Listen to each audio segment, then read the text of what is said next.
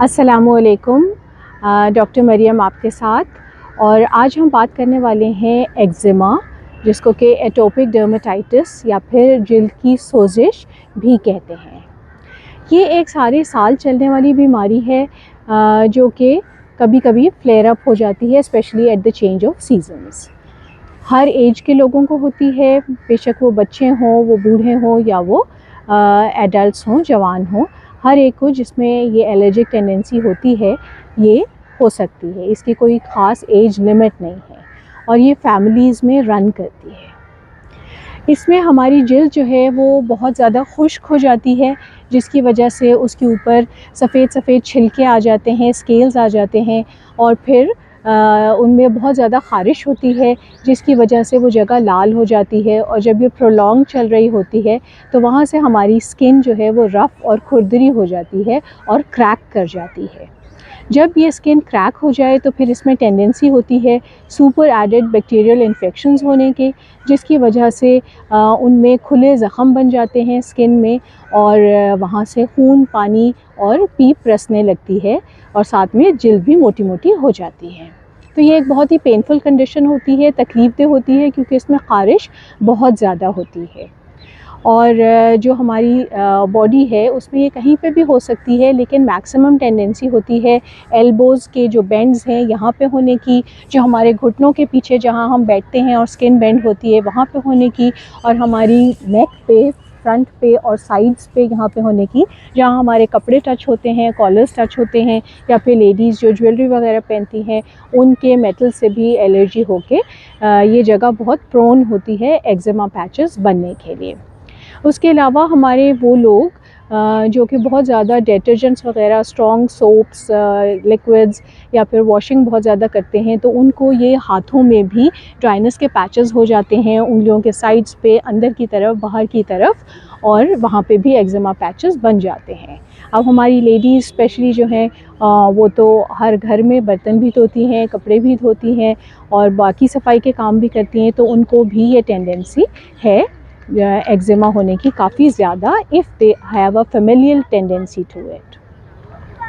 फिर ये जो ख़ारिश है ये दिन के टाइम इतनी नहीं होती, रात को होती है। क्यों? क्योंकि दिन में हमारी बॉडी एक हार्मोन बनाती है कॉर्टिसोल, जिसके बहुत ही इम्पॉर्टेंट फंक्शंस हैं, जिनमें से एक फंक्शन जो है वो एंटी इन्फ्लेमेटरी है, यानी ये सोजिश को ख़त्म करता है जहाँ पे भी बॉडी में हो रही हो।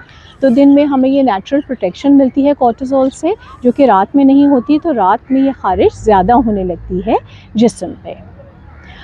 जब ये मौरूसी है, इसका कोई एज सच आप अपने जीन्स तो नहीं बदल सकते हैं, तो आपको सिर्फ कोशिश ये करनी है कि ये जो इसके फ्लेयर अप्स होते हैं, जब ये ज़्यादा हो जाती है एकदम से, उसको आप प्रिवेंट कर सकें। एक दफ़ा जब एक कंडीशन फ्लेयर अप हो जाती है तो उस जिल्द को दोबारा नॉर्मल होने में 2 से 3 हफ़्ते लग जाते हैं। उस टाइम पे आपने डॉक्टर से रुजू करना है और इसका मेन ट्रीटमेंट यही है कि आप अपनी स्किन को हाइड्रेटेड रखें, आप उसको मॉइस्चराइज़ रखें। आपको डॉक्टर्स जो हैं वो ऊपर लगाने वाली मरहम देंगे, ऑइंटमेंट्स देंगे जिनमें स्टेरॉइड्स होंगे, उनका इस्तेमाल ज़रूरी होगा। और इसके साथ साथ ख़ारिश को रोकने के लिए एंटी हिस्टामीन्स यानी एंटी एलर्जी टैबलेट्स आपको दी जाएंगी, और साथ साथ विटामिन्स वगैरह, जिनमें विटामिन डी है, विटामिन ई है और विटामिन B12 बहुत इम्पॉर्टेंट है। इन सब के सप्लीमेंट्स भी आपको हेल्पफुल रहते हैं। अब बात यह है, क्योंकि ये सारा साल चल रही होती है, लेकिन कुछ लोगों को ये सर्दी के मौसम में ज़्यादा होती है एक्स्ट्रा स्किन ड्राइनेस से, और कुछ को ये गर्मियों में भी बहुत तकलीफ़ देती है जब ह्यूमिडिटी ज़्यादा हो जाती है, धूप ज़्यादा हो जाती है और हमें पसीना बहुत ज़्यादा आता है। तो जिन लोगों को एलर्जी की टेंडेंसी है तो उनको ये गर्मियों में भी बहुत तकलीफ़ देती है। तो अब आपके लिए इम्पोर्टेंट ये है कि आपको छोटे छोटे टिप्स पता हों कि आप अपने आप को इन फ्लेयर अप्स को होने से बचा सकें, और इन केस अगर हो जाते हैं तो उनको बर वक्त इलाज करके अपने आप को इस तकलीफ़देह सिचुएशन से निकाल सकें। तो ये छोटी बातें जो आपने याद रखनी हैं वो ये हैं कि you have to stay cool, you have to avoid too much of sweating. अब कूल आप कैसे रहेंगे? कोशिश ये कीजिए कि ऐसे टाइम पे आप बाहर ना निकलें जब आपको ज़्यादा पसीना आए, ज़्यादा गर्मी लगे। बहुत से लोगों के लिए ये मुमकिन होता है, लेकिन छोटे बच्चे जो हैं जिनको बाहर जाना है या वो लोग जिनको अपनी जॉब्स पे जाना है तो उनके लिए ये मुमकिन नहीं है।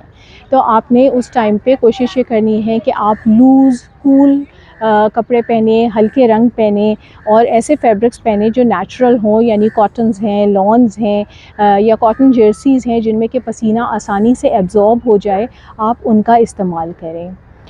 फिर जहाँ पे ये अनअवॉइडेबल है, आपको बहुत ज़्यादा पसीना आ गया है, तो आप लोग अपने साथ एक चेंज ऑफ क्लोथ्स रखें ताकि जैसे ही मुमकिन हो तो आप अपने कपड़े बदल लें और ये पसीने वाले कपड़े आप हटा दें, क्योंकि पसीना जब खुश्क होता है तो उसके साथ ही जो नमकियात उसमें होते हैं वो आपकी स्किन को इरिटेट करते हैं और ख़ारिश करने से ये प्रॉब्लम और बढ़ जाती है। जहाँ पे स्कूल्स में भी इवन अगर चेंजिंग रूम्स हैं, बच्चे जो स्पोर्ट्स में हिस्सा ले रहे हैं जिनको पसीना ज़्यादा आ रहा है, तो they should also keep a change of clothes with them.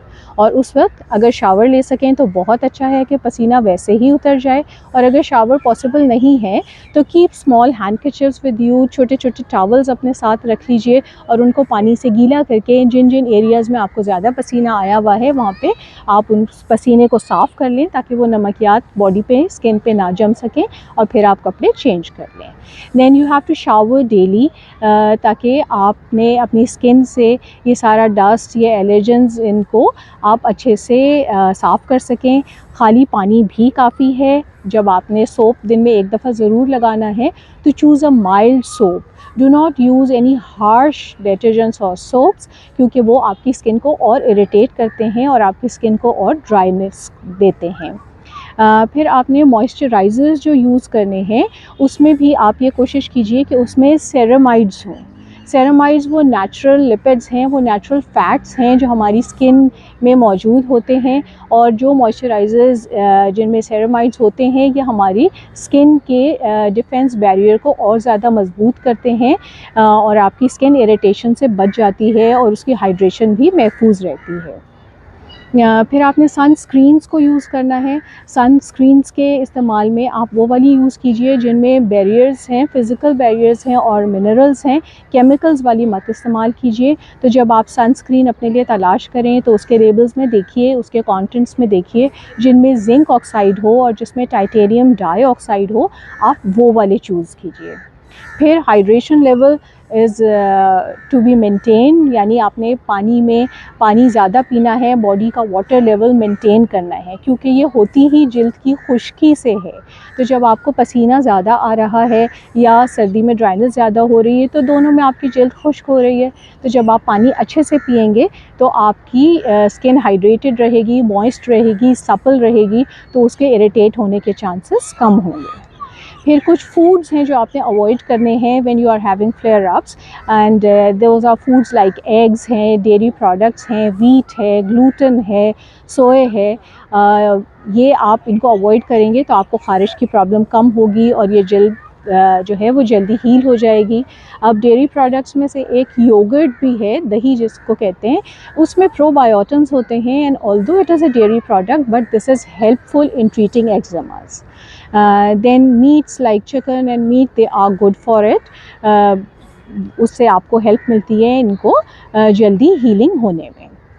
फिर आपने अपने घर की एयर को भी मॉइस्चराइज रखना है, उसमें प्रॉपर ह्यूमिडिफायर्स होने चाहिए और एयर प्योरीफायर्स भी होने चाहिए ताकि जो डस्ट है, जो एलर्जन है हवा में, वो आपका मेंटेन रहे, वो कंट्रोल में रहे, क्योंकि those dust and those allergens, those pollens, they trigger out the allergic reactions in you, और ये भी एक तरह का एलर्जिक रिएक्शन ही होता है जो कि जल्द पे होता है। इन सब बातों का जब आप ख्याल रखेंगे तो आप इस प्रॉब्लम को आगे बढ़ने से रोक सकेंगे और इसमें कम से कम फ्लेयर अप्स आएंगे, and you can stay safe and you can enjoy your life while enjoying all the seasons.